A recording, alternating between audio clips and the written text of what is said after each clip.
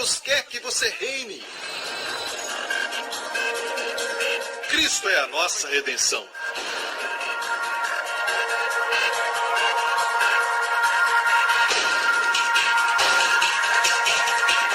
Deus é justo e faz o pecador justo.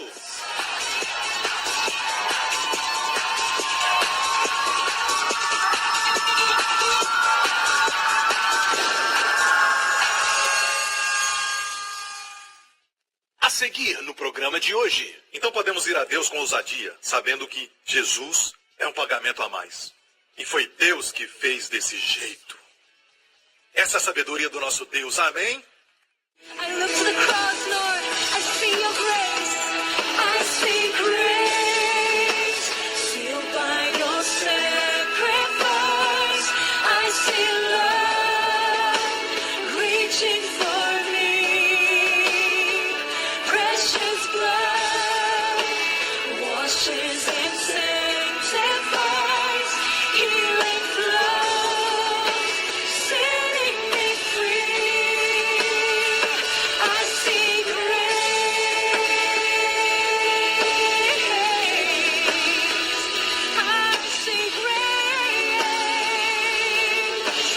You are the bearer of my sin, bearer of sin, afflicted and tried. Oh Lord, you paid redemption's price. Bearing my curse, you set me on high. Your death has brought me life. I see you pierced, wounded for me. When I look to the cross, I see, oh Lord, have mercy, you. I see grace, sealed by your sacrifice. I see love, reaching for me, precious blood, washes and sanctifies, healing flows, setting me free. I see your grace, sealed by your sacrifice. I see your love, reaching out for me, Lord. Oh, your precious blood,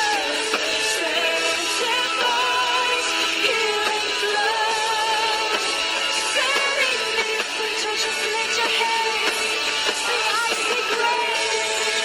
Oh Lord, I see your grace. I see grace. I see you, Jesus. I see grace.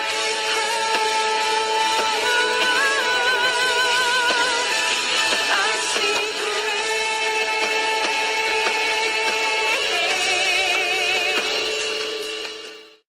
Hoje com o pastor Joseph Prince. Está pronto para a palavra?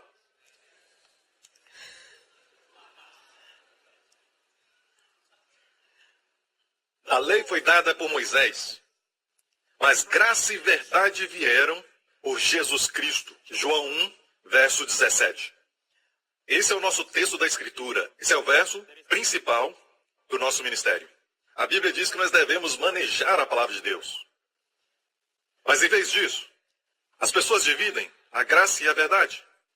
Elas dizem que graça é a misericórdia de Deus e a verdade são as exigências de Deus. Não, a dicotomia acontece entre a lei de um lado e a graça e verdade do outro lado. A verdade está do lado da graça. Amém? Quando dividimos corretamente, devemos colocar a graça e a verdade separadas da lei. Amém? No grego, graça e verdade estão na forma singular. O que eu quero dizer com isso é para estar no plural, porque são dois objetos mencionados, a graça e a verdade. Como nós podemos dizer, Paulo e Sara, quando jogam tênis, eles jogam para vencer. Você não diz ele joga para vencer. Certo? Mas aqui no grego, graça e verdade estão no singular. Literalmente está dizendo, a graça e a verdade veio. Não vieram porque é para dizer que graça e verdade vieram por Jesus Cristo, mas no grego, graça e verdade são um. Graça não é um ensinamento. A graça é a pessoa do Senhor Jesus Cristo. Não é uma doutrina, é o Evangelho. Amém? A lei foi dada por Moisés. Você pode dar algo por distância. Pode ser por fax. Pode mandar por DHL. Mas quando você vem em pessoa, isso é íntimo. Amém? A lei foi dada, graça veio. A graça e a verdade vieram por Jesus Cristo. Amém? Na lei, Deus exige justiça do homem falido. Na graça, Deus imparte a sua justiça como um dom aos homens. Na lei, a alma que pecar vai morrer. Mas na graça, porque Jesus morreu, mesmo que você peque, não haverá morte para você. Você está ouvindo? Na lei, Deus diz de forma alguma, uma linguagem forte, de forma alguma, justificarei o pecador, o culpado, mas visitarei o seu pecado até a 3ª e 4ª geração. Isso era na lei. Mas na graça, Deus usa a mesma linguagem, de forma alguma, lembrarei dos seus pecados jamais. Posso ouvir um bom amém? O primeiro milagre da lei de Moisés foi água virando sangue, resultando em morte. O primeiro milagre da graça foi Jesus transformando a água em vinho, resultando em vida e celebração. Aleluia! Quando Deus deu a lei no Monte Sinai, e por falar nisso, quarta-feira foi a festa de Pentecoste, Shavuot. Os judeus celebram o Pentecoste por terem recebido a lei. Você pode perguntar a um judeu e ele vai te falar, eles celebram o Pentecoste porque esta festa os lembra de quando eles receberam a lei.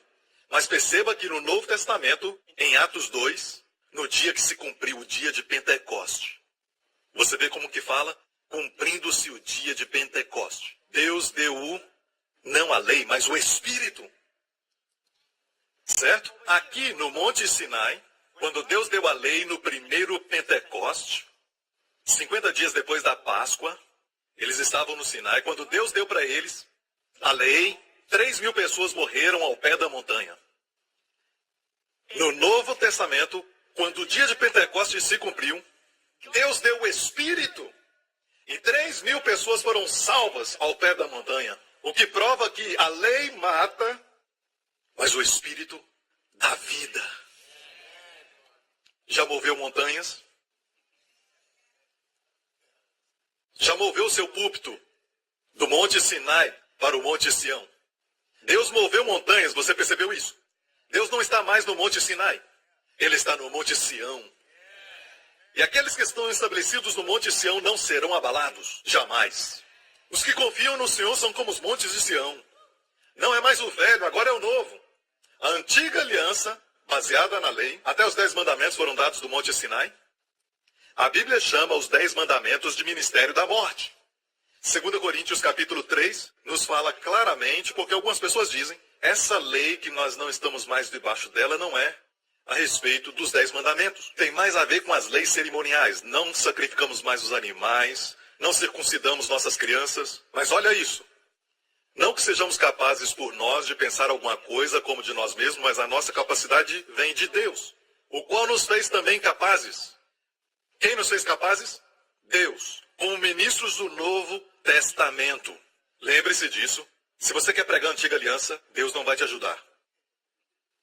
Já percebeu que as pessoas que lutam pelos 10 mandamentos, certo? Eles não conseguem memorizar os mesmos.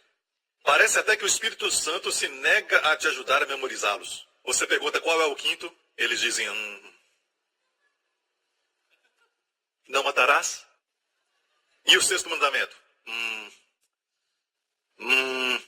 Percebe que o Espírito Santo não ajuda? Mas o Espírito Santo ajuda até as criancinhas memorizarem. Deus amou o mundo de tal maneira que deu o seu Filho unigênito, para que todo aquele que nele crê não pereça, mas tenha vida eterna. Eu entendo a razão das pessoas que estão lutando para colocar os 10 mandamentos de volta na escola. Eu entendo. Eles querem moralidade, certo? Mas nós devemos lutar para colocar João 3,16 em todas as escolas públicas. Porque graça é o que vai conquistar os nossos jovens. Graça é o que vai fazer com que o domínio do pecado cesse sobre a vida deles. Posso ouvir um amém? Ok, então, o ministério da morte, vamos falar sobre isso. O qual nos fez também capazes de ser ministros de um Novo Testamento. Ele não vai te ajudar se você prega sobre a antiga aliança. Não da letra, mas do Espírito. Porque a letra mata e o Espírito vivifica. Nós vimos no primeiro Pentecoste, Deus deu a lei e morreram.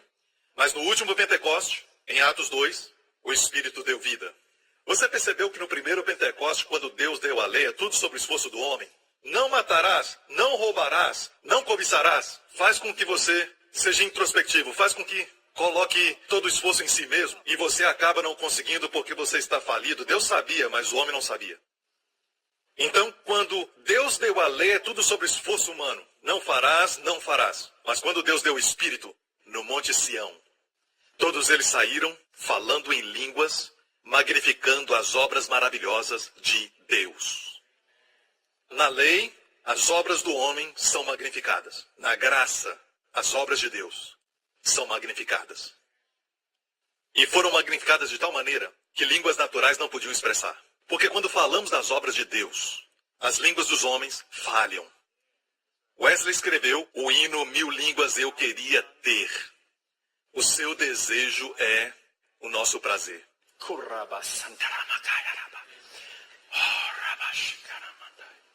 Amém? Para duas pessoas que eu falo isso. Quando eu olho para Jesus, as palavras me falham. E quando olho para minha esposa,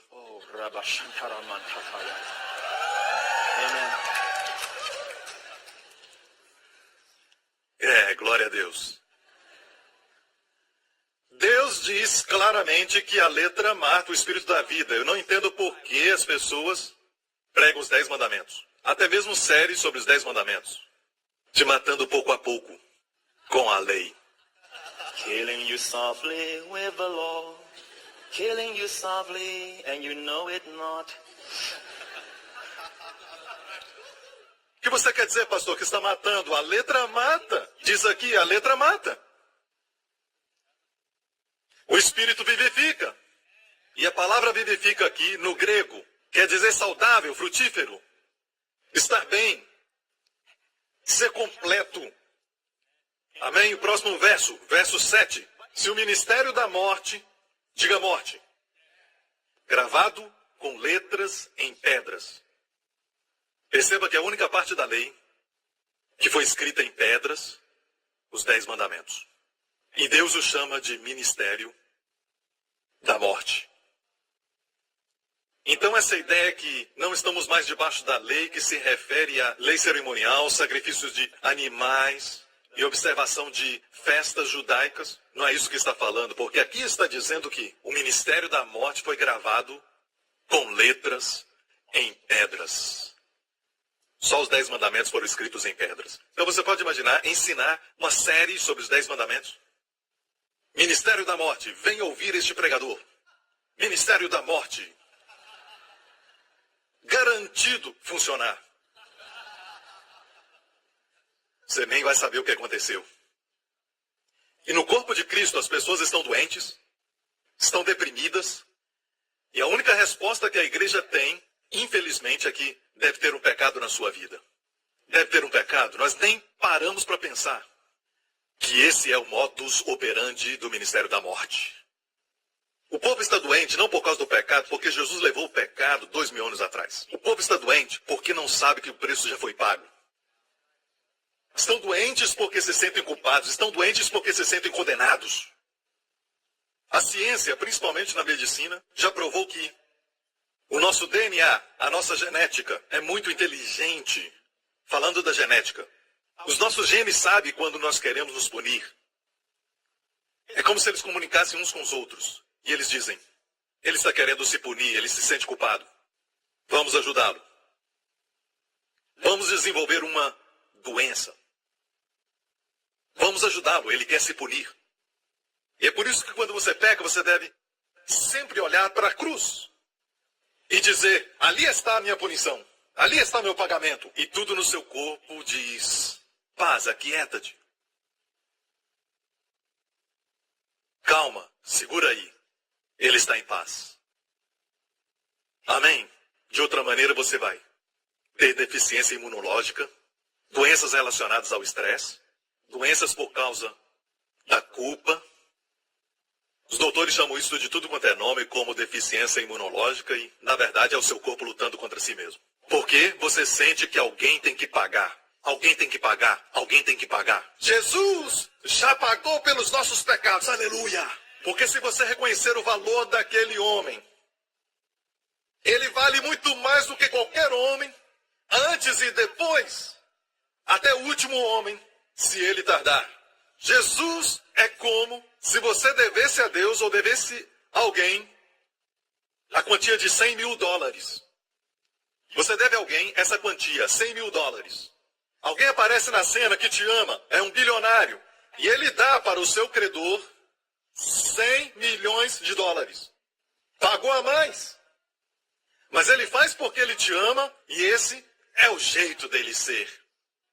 Agora, quando você vê o seu credor, você não fica com medo, porque agora ele está rico por causa de você.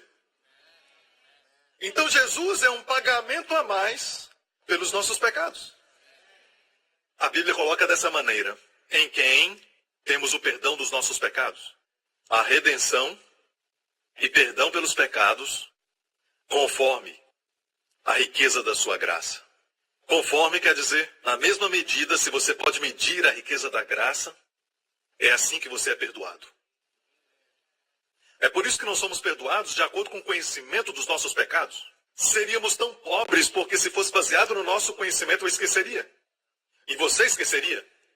Se o nosso perdão fosse baseado no reconhecimento do nosso pecado, perceber e confessar, então não teria nenhuma segurança no nosso coração. Porque ia depender de mim de reconhecê-lo. Graças a Deus que em Levítico, a oferta do pecado também cobria o pecado de ignorância. Então, se você sabe que Deus te perdoa, Jesus pagou o preço e ambos, o Pai e Jesus, sabem a medida de todos os seus pecados e pagaram pelos seus pecados de acordo com a medida dele sobre os seus pecados, você estará bem. Aleluia. Amém? Você vai ter um coração emancipado e uma consciência limpa. Amém? Porque todas as vezes que existe uma dívida de pecado, eu falo para as pessoas sempre, pense 2 vezes antes de emprestar dinheiro. Uma das melhores formas de acabar com a amizade é emprestar dinheiro, esperando o retorno. Então, eu sempre falo que, se você não estiver preparado para perder esse dinheiro, não empreste. Uma das maneiras mais rápidas de acabar com a amizade é emprestar dinheiro e depois pedir de volta o dinheiro e eles não podem pagar e aí começam os argumentos e as lutas e o amigo pensa que você é um tirano, que não entende a sua situação. Sempre quando existe dívida na sua consciência e você tem que pagar alguém uma quantia e a data de vencimento chega. E então, você não planejou isso, você pensou que podia pagar aquela pessoa, mas... E a data de vencimento chega e a pessoa está esperando receber aquela quantia esperada de dinheiro, mas aí você não pode pagar. Algo aconteceu e você não tem o dinheiro. E toda vez que o vê, o que acontece? Você o evita. Sabe por quê? Porque tem dívida na sua consciência. Tem uma dívida na sua consciência. E é o que a humanidade está fazendo com Deus. Eles olham para Deus e não sabem que o preço já foi pago. Não, pago a mais. Eles não sabem. Então, quando eles veem Deus, eles tentam se esconder de alguma forma. Eles escondem atrás do sucesso profissional, eles se escondem atrás da busca por riqueza e posição, ou coisas como prazer e buscas hedonísticas, mas se escondem de Deus. Fé é pensar bem sobre Deus. E essa consciência de dívida vai fazer com que você pense mal sobre Deus. Então, um dia, você se encontra com seu amigo e ele diz, por que você está me evitando? Você sabe, né? Aquele dinheiro que eu te devo. Seu amigo diz, eu pensei sobre isso, eu sabia que essa deveria ser a razão, mas eu não pedi para você pagar no prazo, então se você tem o dinheiro, tudo bem, se não, está tudo bem, eu te amo, cara. Então você percebe que está tudo na sua mente. Conhecereis a verdade, e a verdade vos libertará. Mas no nosso caso, Jesus pagou a nossa dívida, a dívida de pecado com Deus. Não só ele pagou, mas o valor de Jesus Cristo, de acordo com a estimativa de Deus, Jesus é um pagamento a mais. Ele é como um pagamento de $1 bilhão para o nosso pecado de $100 mil. E agora, se eu posso dizer dessa maneira, escute. Deus se enriqueceu pela obra de Jesus, mais do que se enriqueceu pela obra da criação. Deus recebeu mais pelo que Jesus fez do que recebeu por Adão. Amém? E é por isso que você, quando chega à conclusão de que alguém pagou mais o credor, em vez de pagar 100 mil, você sabe aquele amigo bilionário que te ama, pagou a mais aquela dívida para você, ok? Vamos dizer 100 milhões, em vez de 100 mil. Você vai até o credor e vai dizer, me leva até um restaurante muito caro, porque você se enriqueceu por minha causa. Então podemos ir a Deus com ousadia, sabendo que Jesus é um pagamento a mais. E foi Deus que fez desse jeito. Essa é a sabedoria do nosso Deus. Amém? Amém, igreja? Então está muito claro, nós não estamos mais debaixo da lei, mas debaixo da graça. Amém? A lei é o ministério da morte, então a graça é o ministério da vida. E você não pode misturar os dois para equilibrar, porque Deus diz, na verdade, Jesus disse claramente que você não pode colocar vinho novo, graça, dentro de odres velhos, lei. Porque o vinho novo vai fermentar e você vai perder ambos. Porque naqueles dias os odres eram feitos de pele de cabra e ficava duro. Essa é a lei inflexível. Quando põe vinho novo, certo? E fermenta, então quebra o odre e você perde os dois. Ou você está debaixo da lei ou então da graça. Amém? Então Jesus veio nos colocar debaixo da graça, mas nós estamos cegos e confiando nos nossos próprios esforços e confiando nas nossas próprias habilidades e no nosso desempenho. Ele vai te dar a lei para acabar com esse pensamento. Quantos entendem? Se o seu olho pecar contra ti, arranque-o, jogue fora. Quando ele fala isso, ele está dizendo, na verdade, olhar para uma mulher e despi-la mentalmente. Não me peça para expandir. Se você não entendeu, não entendeu. Agora, o que tem o olho e a mão a ver com a mulher? Aquele que recebeu uma revelação, desfrute quietamente. Eu estou só falando daquilo que Jesus falou no contexto. Olhar para uma mulher com lascívia. Se teu olho te faz pecar, arranque-o. Se sua mão te fizer pecar, corte fora. Alguém realmente fez isso? A igreja vai estar cheia de pessoas amputadas.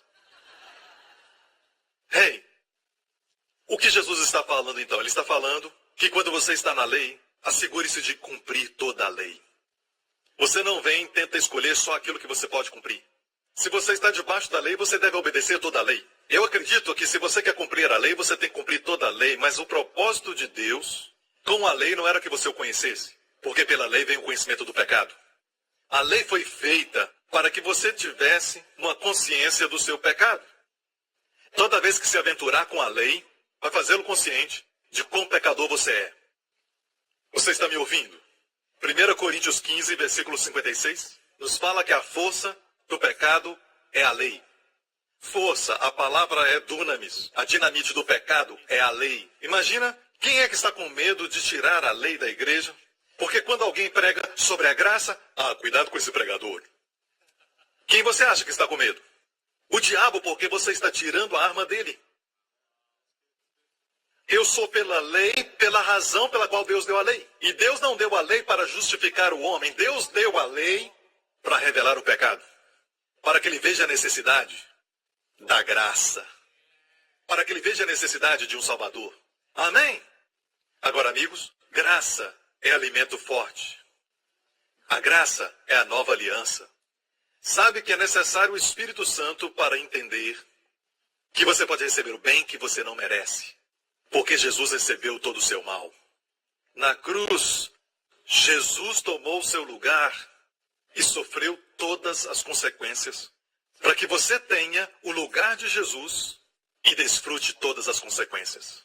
É necessário o Espírito Santo para entender a graça. Não preciso do Espírito para entender que quando faço mal, recebo mal, quando faço bem, recebo bem. Até as novelas que você assiste ensinam isso. E eu sei que muitos de vocês aqui assistem as novelas. Amém? A lei é santa, mas não pode te tornar santo. A lei é justa, mas não te torna justo. Amém? A lei é como um espelho. Me dê uma Bíblia. Esses desviados não têm uma Bíblia. Me dê uma Bíblia. Agora você pede uma Bíblia e eles te dão um celular. O espelho, quantos entendem isso? O espelho pode ser um amigo ou inimigo. Mas uma coisa sobre o espelho, ele é inflexivelmente verdadeiro. Não pode mentir. Quando você olha ao espelho, a lei é um espelho. A lei de Deus é santa e justa. Mas quando você vê uma mancha no seu rosto, você não usa o espelho para limpar. O espelho só mostra, mas não pode limpar. Quando você olha no espelho e vê que é feio, não culpe o espelho. É inflexivelmente verdadeiro. Amém? Não quebre o espelho. Algumas pessoas olham e quebram. Então, é só isso que a lei faz. Ela só pode revelar a você. Ela não revela a você, Deus. É só a graça que pode revelar Deus.